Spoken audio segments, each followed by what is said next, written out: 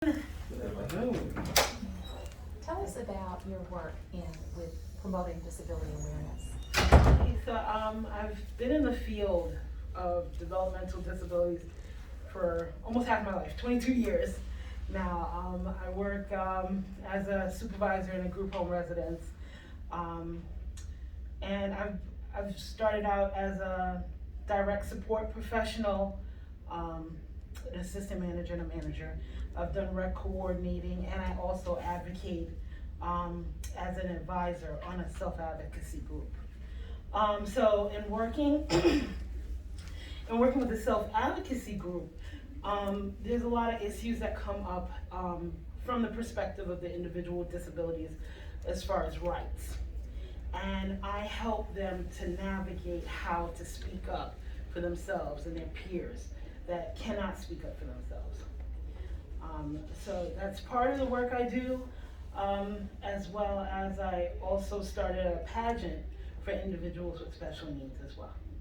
And tell us about that. What are their competitions, or It's more of a celebration of abilities. So it's not a competition so much as a showcase of what people that we work with can do. And it's an inspiration to other individuals with disabilities to see that they have the potential to do those things as well.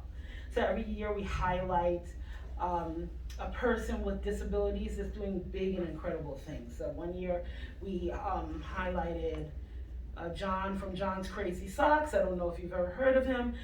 He's a young man with developmental disabilities. Started a sock company with his father that's now $1 million company. So we have I don't know if he was on Shark Tank, but it was on the news. It was something that was publicized.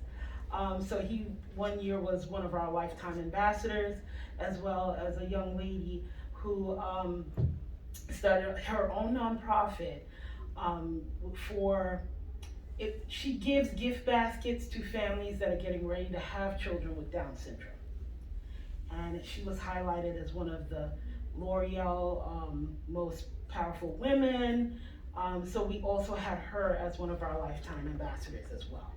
And it was just so moving and inspirational because the ambassadors that I have in my program got to see someone just like them that is doing big and incredible things in their community.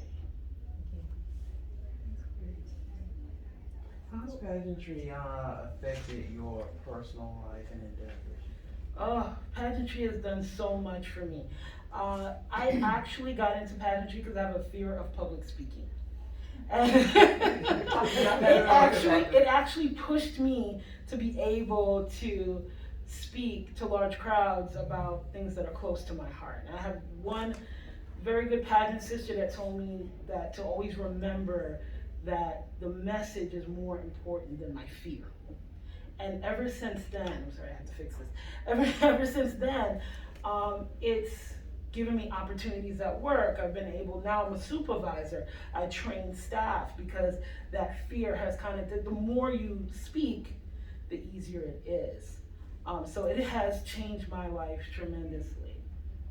Well, not just speaking, but approaching politicians and people in the office. By reading your bio, Yes. you mentioned having to reach out to them and see if you can set up an expo. So were you able to actually put together an expo? Well, it was kind of at the beginning of the pandemic, so we were working on something and then the pandemic hit. Currently, I'm trying to see if we can do some of the things that we do virtually. Possible a virtual expo, a virtual fair of some resources. And also do the pageant virtually as well. So we're trying to do what we do and just expand it in this new way. I mean, ever since the pandemic, we have new ways of doing things. So we're currently evolving to meet those needs. So do you do this by yourself or do you have a staff? By myself, but I do have support. I do have support. I reach out to a lot of other pageant systems. A lot of young ladies are mentors to some of my ambassadors in my organization. They also volunteer as well and help raise funds for us to put these events together. So yeah, it's It's incredible. So they're kind of my staff, and they love doing that and love meeting all of our ambassadors when they come through. And where does your passion come from for working with those with disabilities?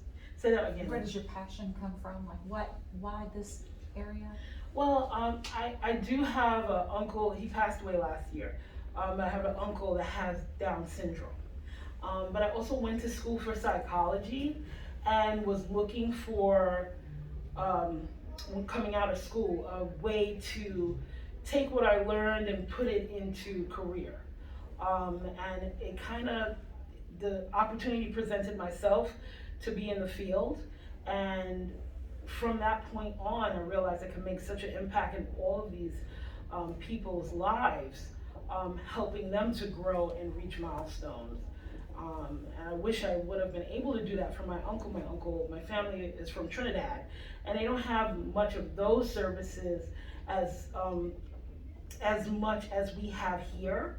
And I would love to be able to go to Trinidad and be able to expand and help them get to the levels that we are here as far as supporting people with disabilities. We're far from reaching where we need to be, but we're a little bit more advanced than some other countries overseas in working with people in those aspects. So if there's one place that Natalie would like to go, where and why? 30 seconds. Well, where I would love to go to Dubai. I would love to go to Dubai. That's probably, I've just been dreaming about going to Dubai. The agency I currently work for just expanded in Dubai, so it would be a great opportunity to go over there and work with the people with disabilities there. But it's just such a beautiful, beautiful country. I would love to go and visit. I would love that. All right, well, I think our time has ended. Yeah. Thank you so much. Thank you. Thank you.